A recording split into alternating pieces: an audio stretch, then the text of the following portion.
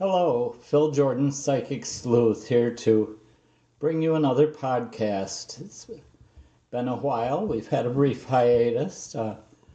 Tony, my technician, has become a grandfather. His first grandson, Archer, was born, and he's been visiting in Nashville, and he and his wife, and I've just had a lot of things going on. So tonight we're going to talk a little bit about discernment of the Spirit. Discernment, I'm going to tie into the Christmas story, the birth of Christ. Many fundamentalists believe that my work, my psychic work, is not of God, that it's perhaps satanic, perhaps in the dark realm, things of that nature.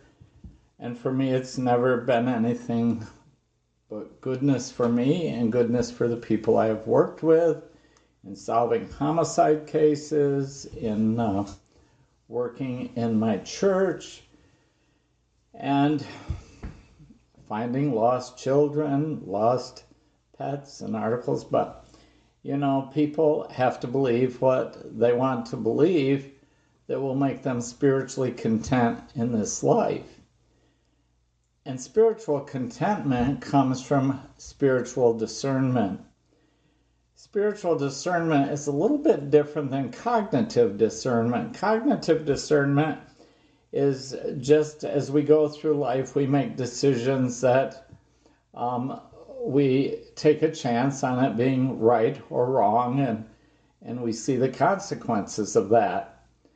In spiritual discernment, we feel that we make decisions of right and wrong, good or bad, evil or not evil. We make those decisions based on the spiritual understanding of the God within, and that we make them in accord with the God within, and that we are given the spiritual guidance to have that discernment. And as I and all of you have perhaps experienced both kinds of discernment to get where you are today, you will find that as you look back upon the decisions you made, you'll be able to tell which were spiritual or which were cognitive discernments. It may be something as simple as being lost and nowhere to turn and making a cognitive decision, but it may be a spiritual discernment, such as looking into the eyes of someone and feeling within your heart and within your mind and within your being that this is a person I want to spend the rest of my life with.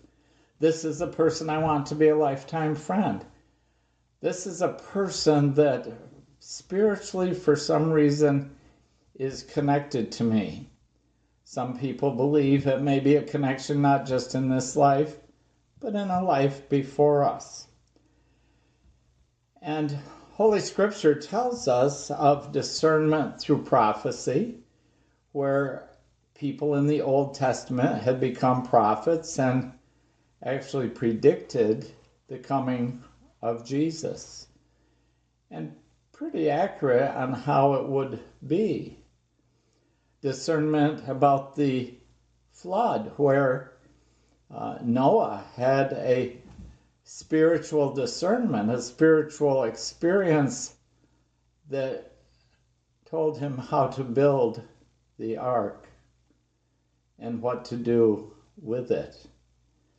But as we look at the Christmas season, we see so many exciting mysteries of life. We see so many things where people listened to the spiritual discernments and things that were really out of the ordinary of everyday human life. But they listened because they knew that it was a spiritual experience that they would have to go through in order to complete their purpose in life. When the angel told Mary, "You're with child, and this child is going to be a special child," and Mary was a young girl, and she believed it. She just knew through her discernment that she was being told something where she was going to play an important part in history. And thereafter, the people that were involved in her pregnancy, the people that were involved, her cousins, her aunt, her grandmother, all the people that would convey to her that it was a spiritual experience that was meant to be. And Joseph had to go along with this because he was betrothed to her. He knew that he wanted to be with her as a life mate. And he trusted the spiritual experience and the discernment she had, where she spiritually knew that her spiritual decision to bear the Christ child was going to change the world. And thus it did. And as we look at the birth of Jesus in Bethlehem, we see even more discernment. We see the conscious or cognitive discernment of Joseph and Mary going back to Bethlehem to be registered for taxes, to be registered with the government. And they made a cognitive decision to do so. And then we see that things begin to unfold that are out of the ordinary, where they come to an inn and want a place to stay and probably to bear the child, and the inn was full. And so the innkeeper said to them, "You can stay." He made a decision that they could stay in the stable. Probably a cognitive decision. But yet it created a space for Jesus to come into the world. And the world around him represented not only humanity, but creation. He was born among the animals. He was born among people who revered him. But he was born as a common human being in a barn. And I think that's how God had to become incarnate through Jesus, to show us that God is part of our humanity, that the spiritual discernment that we follow Christ because we spiritually connected to him right from the very beginning is a discernment that we all made when we decided to follow Christ. We knew in our hearts that it was a right decision. We knew that his life was a human example, was a spiritual human example of how to be a decent human being. I look with abject horror on the world today as people calling themselves Christians have lost their loyalty to Jesus. They've lost their loyalty to Christ. And they're not following his example as how to be a godly human being. We see the earth stir at the birth of Christ. We suddenly see a heavenly sign, a star, perhaps, an astral body that was a shooting star or an an asteroid or something like that. But it seemed to come over the birth of Christ. And not only did the world become spiritually aware that something was happening that would change the world, but they were guided to Bethlehem by that star. At least that's what we as Christians believe. And I think that it's an intriguing belief because it's a mystery that can't necessarily be explained. But think of the shepherds looking up as they're being with their flocks at night and being drawn spiritually to Bethlehem. They didn't follow that or leave their flocks because of anything other than a spiritual draw to Bethlehem. Then we see the wise men having their wisdom convey to them, we must go see this child. This child's special in some way. We have to find out why. And they followed and came to Bethlehem bearing gifts of precious things, and frankincense and gold and myrrh. Frankincense was to be burned to take people's prayers to the heavens, and gold was to honor the precious gift of this child, and myrrh, which was an element used in the burial process to preserve the body. And in those gifts we see that prayers have been answered. We see how precious this child was, but it also subtly conveyed that this child might die because they were precious, or because people's prayers needed to be answered by his presence. And I don't think the gifts, which we celebrate in song at Christmas, I don't think that's anything but one of the elements of precognition that the wise men brought, an element of knowing beforehand what this child would be and what would happen to this child.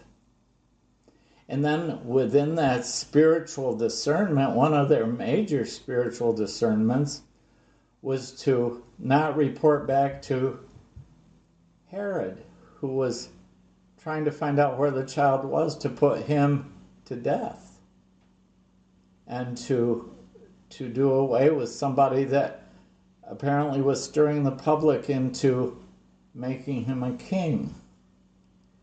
And to be visited as you're born in a barn by kings of wisdom, and that in itself showed us that he would be a spiritual king and would know how to convey his kingship to the world. The shepherds, how well we knew way back in the book of Psalms about a shepherd and how a shepherd leads his flock. And that if one gets lost, he'll go find that one and bring it back to the rest of the flock.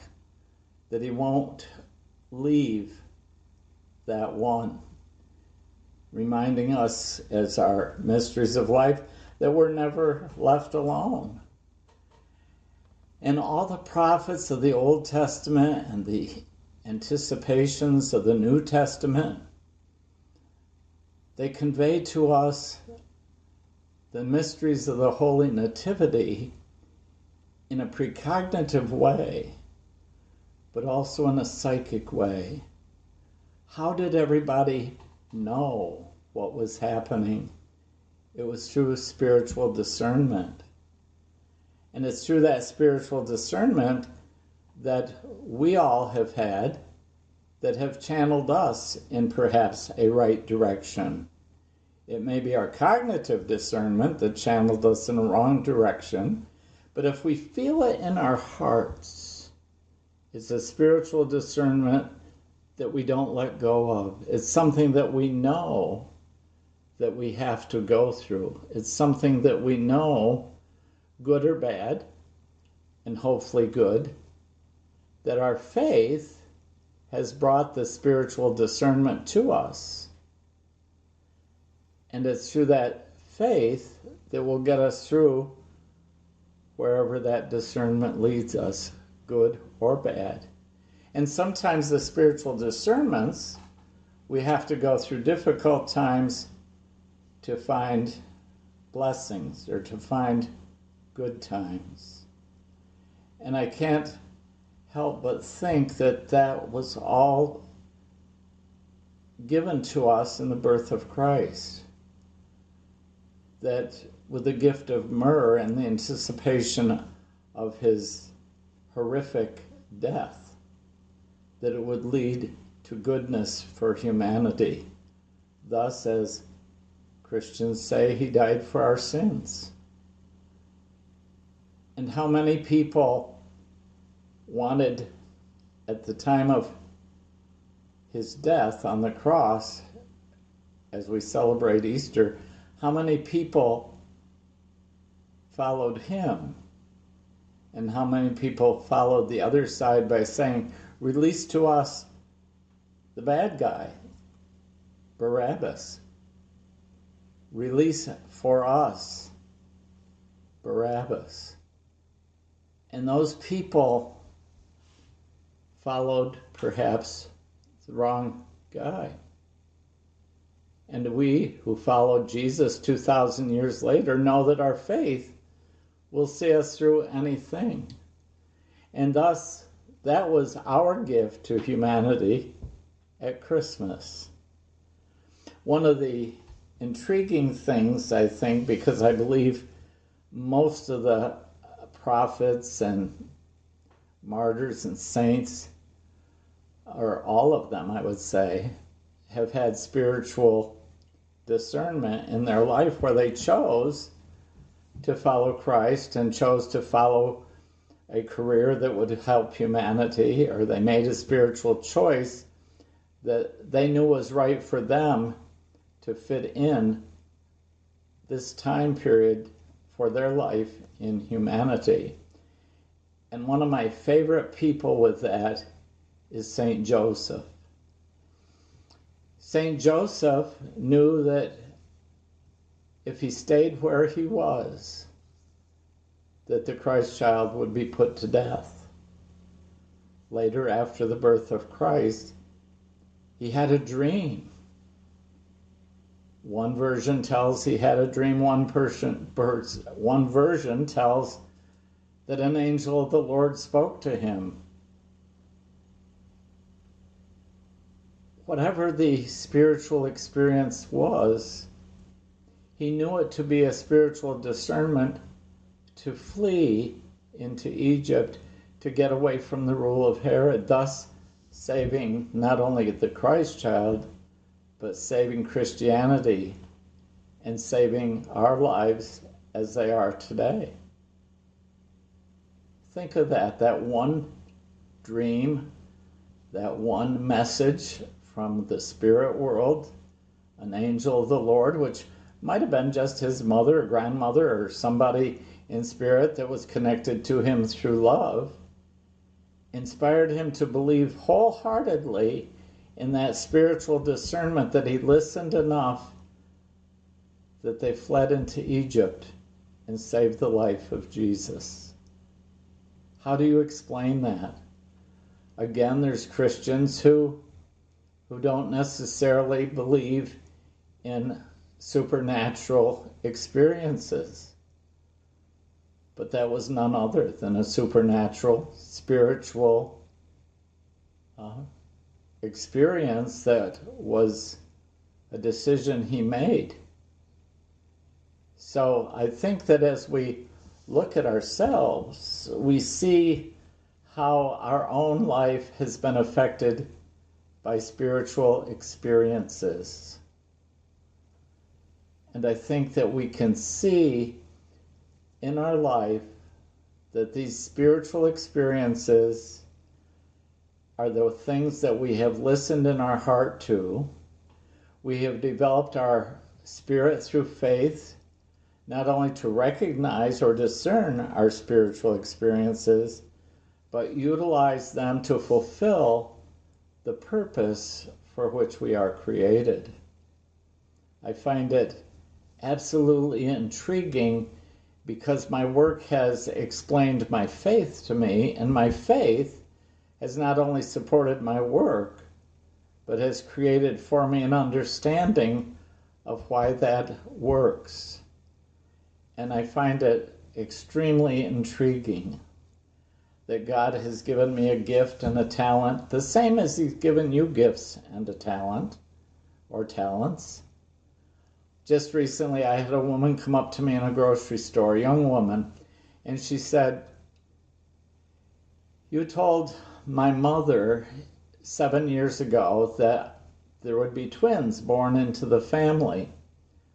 I was a younger woman then, and we sort of laughed at that because there's no twins on either side of the family back for generations. There's just no twins.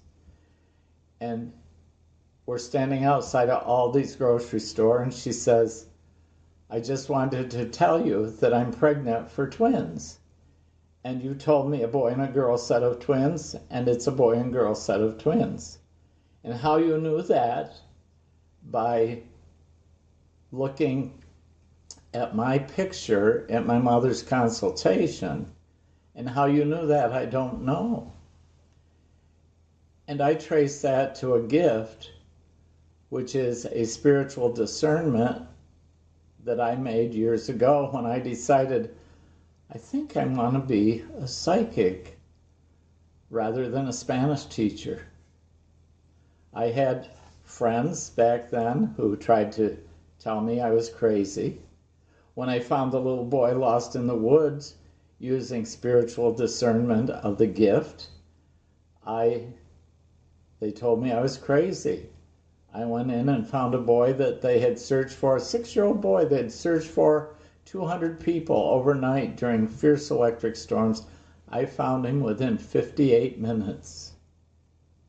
Those things defy common sense, but they certainly do not defy spiritual discernment. I can tell when I'm doing a reading the intensity in my heart, what will be and what will not be, or what will become a possibility. It may be because of the discernment, either cognitive or spiritual, of the person I'm working with.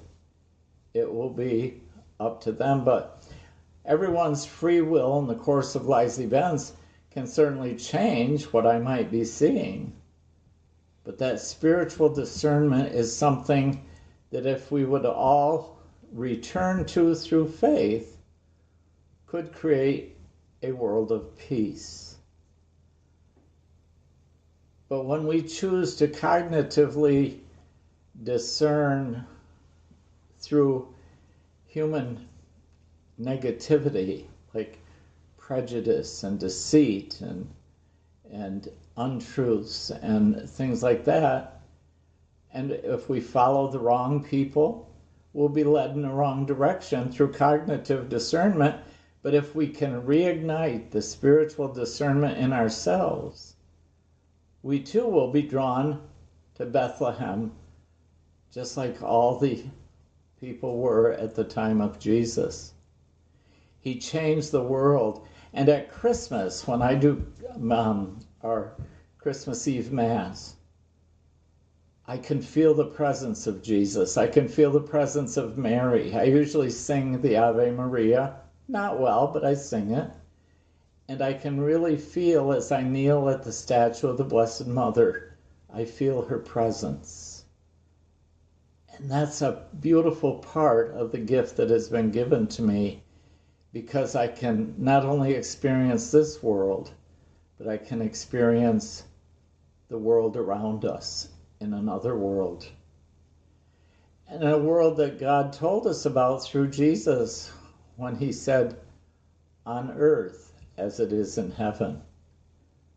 So I hope, as I've told this, that I haven't disturbed anyone's Christian beliefs.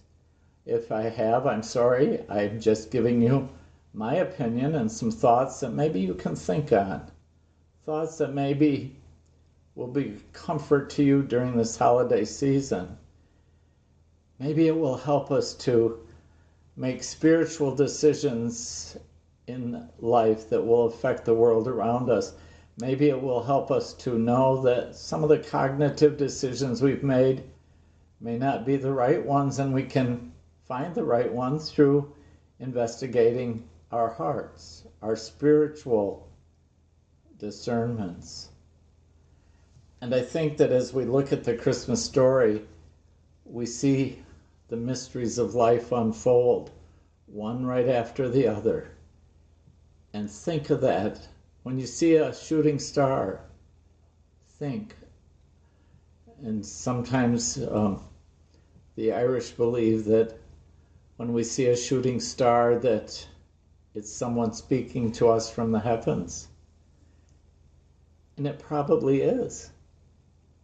It's probably the person that created heaven and earth who spoke to us through Jesus. We have to get back to our faith. We have to get back to our spiritual discernments. And I hope this podcast will help at least one individual, will help somebody to realize that maybe they made some cognitive decisions and discernments that were wrong. Perhaps that we may realize through our heart that we followed the wrong person or accepted the wrong king, and we've accepted the spiritual king that Christmas brings to us. I hope you all have a happy holiday season and a Merry Christmas. I think that us Christians need to say Merry Christmas because it's all about Christ and all about our spiritual discernments. May God bless. Hello. Just want to bring up a few things after the podcast, on the Christmas podcast. Don't forget about my new book, A Winter's Journey. It's a wonderful Christmas story and would make a wonderful Hallmark movie. And it would make a wonderful gift for everyone at Christmas. It's a short read. It's available on Amazon. And do by all means think about getting it. It'll help me out and it will help others out. Had a couple questions come. One is from a man named Nick, whose mother passed away at the age of 52 in March of 23. It wasn't expected. He'd like to know if she has a message for him or his family. He never got to say goodbye. It's interesting that many people will pass away when their loved ones are not with them. You always hear stories where I just left to get a sandwich, come back, and my mom had died. And often it's because they don't want their loved ones to have a lasting memory of their death. They want their memory to be of their life. And it feels to me as though your mother, I keep seeing a picture of a man. It's like a black and white or sepia tone picture of a man wearing a brimmed hat and sort of a dark a black coat and sort of a country scene, but there's a large dog standing beside him. And I feel like it's a person that you will find that picture and know that that person was is in spirit with your mother. He had sort of a ruddy complexion with sort of a chiseled cheeks, and I can see his face. I wish I could print the picture out. But I feel as though that's somebody that maybe died when she was very young, or she didn't even get to know him. But I think it would be perhaps back on the father's side of the house. And it seems like there's an old car in the background in the picture as well.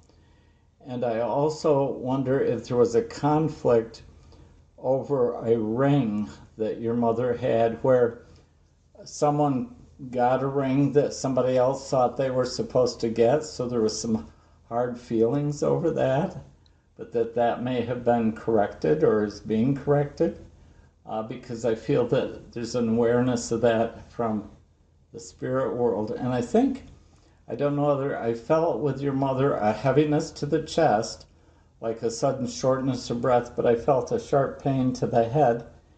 But I felt like through her whole being, it felt like there was something in her circulatory system that may have caused her passing, like an anaphylactic shock or something. I'm not a doctor, but I just am telling you what I'm feeling. So I'm sure that she's not frustrated because you weren't there, because I feel she would say to you that we had our difficulties at times, but I know that your love was there all the time. So, and it didn't have to be there at my death. So that's what I'm feeling. So I hope that will be helpful to you. I think that she has found peace that passes all understanding, as we learn in the Christian world. Then there's another note from a man named Daniel, who has discovered some psychic abilities and wants to work with police departments, and he does remote viewing, and I think that he wants to know how to get involved with police agencies. It's a very difficult thing, because when there's a case that develops, a lot of people who think they possess gifts offer sometimes a little bit outrageous ideas about what has happened on a case. So sometimes the bad psychics override the good psychics, and that's why police agencies are so skeptical. I was fortunate because I got involved in a media case of a child lost, and I just found the child in the woods. And so that launched my abilities to the world. It was on national news and everything.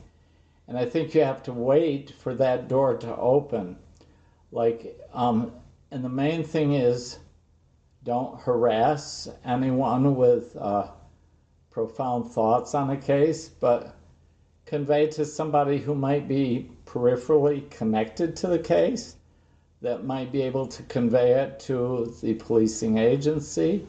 If you're rejected, that's just common, because police don't generally go for that. But if you tell them something that clicks with the case where no one else knows that evidence or whatever, it will open the door for you. You just have to wait for the right opportunity.